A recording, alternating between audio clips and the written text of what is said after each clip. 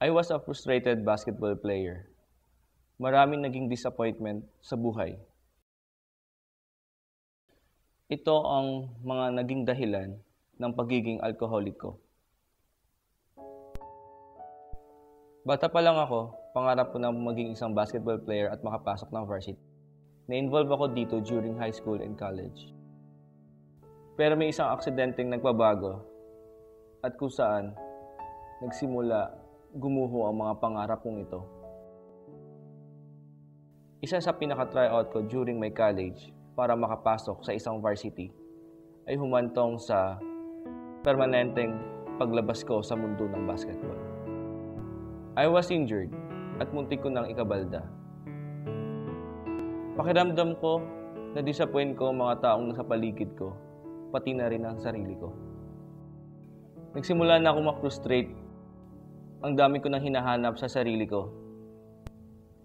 Naging wild ako, alcoholic, at hindi na rin ako pumapasok ng klase. Ultimong tuition fee ko ginagamit ko na sa kalokohan. Umaga hanggang gabi ako makipag-inuman sa barkada. Sa ganitong paraan ko na ibubuhos lahat ng nararamdaman ko.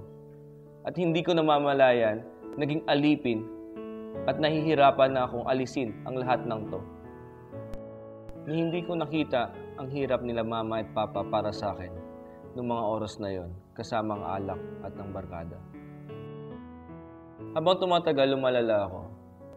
Hindi na rin ako umuwi ng bahay. Dumating pa sa point na napagkamalan ako isang hold-upper at naranasan ko na yung makulong. Para akong bola ng frustration ng buhay ko na hindi mabitaw-bitawan. Pero may isang aksidente rin na nagpabago ng lahat. Year 2006, nung na-aksidente ako sa motor. Dito nagsimula ang hakbang ng pagbabago ko. That time I was hopeless. Time out ng lahat. Umuwi ako ng bahay kahit sa kalagayan ko. Humarap ako sa salamin at dito ko naramdaman ang lahat ng sakit. Dito ako iniwan ng katim ko sa inuman at kalokohan. Sinabi ko sa sarili ko, gusto ko na magbago. 2007, humakbang ako papalapit kay God.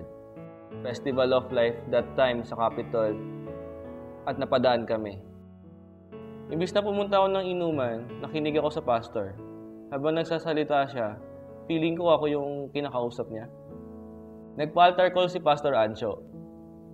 Isa ako sa tumayo at lumapit sa harap. That time, hindi ako nag-alinlangan. Hindi ko namalayang lumuluha na pala ako.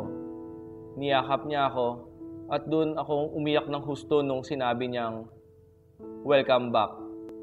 Si God, kahit gano'ng kalaki yung frustration ko sa buhay, pinalitan niya ito ng panibagong pag-asa.